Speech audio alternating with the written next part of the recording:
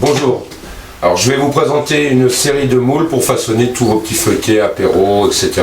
Le salé, le sucré. En toute intimité à la maison et pour réussir des dîners presque parfaits. Je vous commencerai la démonstration par les moules blancs, ici. Et on finira par le moule à croissant. Vous allez travailler de la pâte feuilletée, de la pâte brisée, de la pâte sablée, de la pâte à pizza, de la pâte à ravioli et pâte à gnocchi et toutes les pâtes qui vont également à la friture. Hein. Vous travaillez vraiment avec tout. Hein. Là, je travaille avec de la pâte feuilletée, je fais des petits feuilletés apéros salés. Je farine bien mon plan de travail, je vais dérouler. Alors c'est de la pâte du commerce, on peut travailler soit avec la pâte du commerce, soit les pâtes faites maison. Et voilà, alors je déroule ma pâte du commerce jusqu'à présent sur un plan de travail que j'ai fariné. Je vais bien fariner ma pâte, c'est-à-dire que je vais la frotter à la farine recto verso. Je vais enlever l'excédent avec ma balayette professionnelle côté intérieur du feuilleté. Voilà. Alors tous mes moules font en porte-pièce. Hein. Je découpe, je repose la pâte sur le moule. De l'eau pour souder, c'est indispensable hein, pour souder. On va mettre la garniture sans mettre de trop. Voilà. On va fermer. Voilà. Alors quelquefois il y a un petit excédent de pâte, je vais l'enlever. Il ne faut absolument pas que ça soit trop gonflé ici, c'est-à-dire 2-3 mm maximum. J'ouvre, j'ai bien fariné, ça ne colle pas au moule. J'ai bien soudé à l'eau, ça ne bougera pas à la cuisson, et il y a juste assez d'ingrédients. Je prends le moule dit à ravioli, mais il est complètement polyvalent, ça va me permettre de faire 3 feuilletés apéritifs. Hein. Mon moule fait toujours en porte-pièce. Je pose, je découpe. Je vais reposer ma pâte sur le moule. Voilà. On va souder toutes les parties d'entrée du moule, c'est-à-dire tous les côtés de chaque compartiment. À l'eau. Voilà. On va garnir. Alors là, on va mettre des saucisses de Strasbourg, béchamel, moutarde, gruyère. Si vous incorporez des légumes, on fera cuire les légumes. Si vous voulez mettre une farce de porc, une farce de volaille, on pourra la mettre crue, hein, elle aura le temps de cuire. D'accord. Voilà. Là, on va en faire 3 d'un coup, ce qui va très vite. Voilà. Là, je vais fermer, je presse bien, je serre très bien. J'enlève l'excédent, ici, et on démoule. Voilà.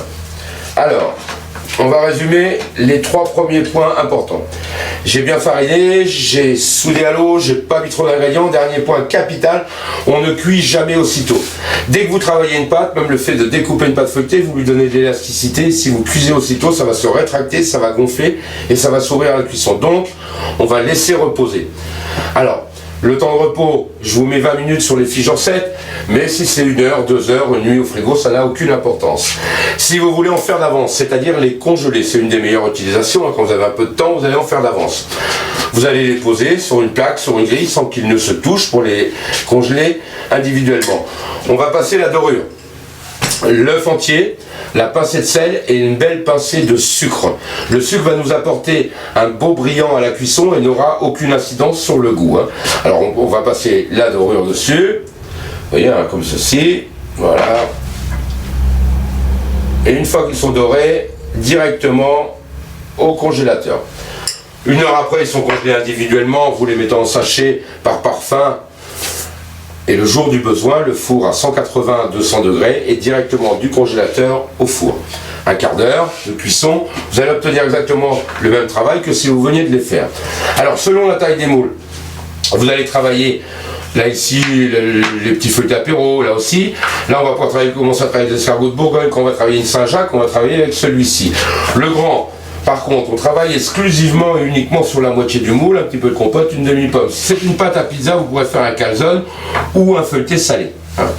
Alors l'avantage pour le feuilleté salé, ça veut dire pouvoir travailler avec des beaux éléments. Par exemple, épinard saumon, un lit d'épinard, vous allez pouvoir mettre une belle escalope de saumon, ce qui donnera du marquant à votre feuilleté, c'est-à-dire qu'à la coupe ce sera joli, on verra bien les épinards et bien le saumon. Hein. Alors je vais vous montrer le moule à croissant. C'est exactement la taille des pâtes du commerce. Vous avez en dessous des ailettes qui vont faire en porte-pièce. Voilà, on va poser le moule sur la pâte. Voilà. Et on appuie. Donc on va découper les 16 triangles. Alors chaque alvéole correspond exactement à la quantité d'ingrédients nécessaires pour réaliser un croissant qui restera fermé hermétiquement à la cuisson, quel que soit l'ingrédient. C'est-à-dire que même si vous les faites au fromage, ça ne bougera pas à la cuisson, alors que quand on les fait à la main au fromage, une fois sur deux, le fromage il est sur la plaque du four. Je prends la spatule réservée à cet effet livrée avec l'appareil et je vais garnir. Je vais garnir.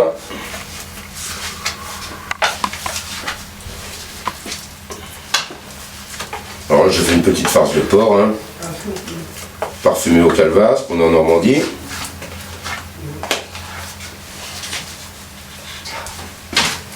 Avec votre rouleau de pâte entier, vous en ferez 16. Un petit feuilleté apéro, un petit croissant nous revient en démonstration avec les recettes qu'on vous donne. C'est des recettes assez simples, hein, mais très bonnes, très rapides. Le coût de revient d'un feuilleté ou d'un croissant est de l'ordre de 5 à 6 centimes d'euros. Hein. Voilà. Alors il y a le côté économique qui est loin d'être négligeable, mais surtout, on sait ce qu'on mange, hein, comme on dit chez nous. Voilà. Là, on va enlever le moule.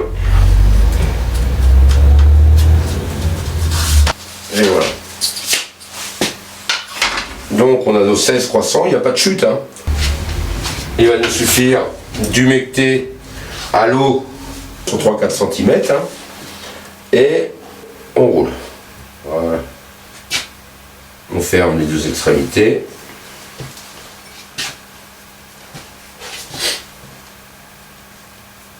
Alors les mélanges doivent être toujours froids, hein, toujours une certaine consistance. Vous avez un bouquin de recettes avec 50 recettes. Hein. C'est un moule suisse, hein, Betty Bossy, hein, c'est l'inventeur du moule à croissant. Alors vous avez tout ce qu'il faut pour travailler à la maison. Hein.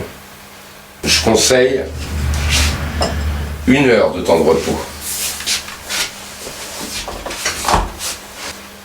On passe la dorure. L'œuf entier, la pincée de sel, et moi je mets toujours une pincée de sucre pour donner du brillant à mon feuilletage. Le petit pinceau en silicone qui va bien. Voilà. Une fois doré, je vais pouvoir également poser quelques graines. Hein. Graines de pavot, des graines de sésame. Donc, ils ont reposé, j'ai laissé reposer 45 minutes à peu près, j'ai passé ma dorure, ils sont décorés. Mon four, 180 à 200 degrés, mon four est chaud. Voilà, ils en font. Et voilà. Et là, il nous reste juste à préparer les glaçons. Et dans un quart d'heure, l'apéro est prêt. Donc, un quart d'heure de cuisson. Voilà.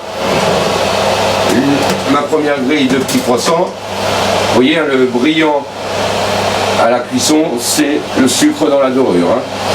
Voilà.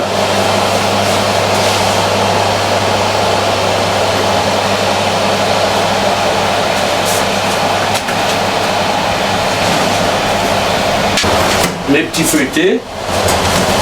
Alors mes petits feuilletés demi-lune que j'ai fait avec le petit moule. Les carrés faits avec le moule dit à ravioli. Hein. Voilà. Quart d'heure de cuisson. Voilà, monsieur là.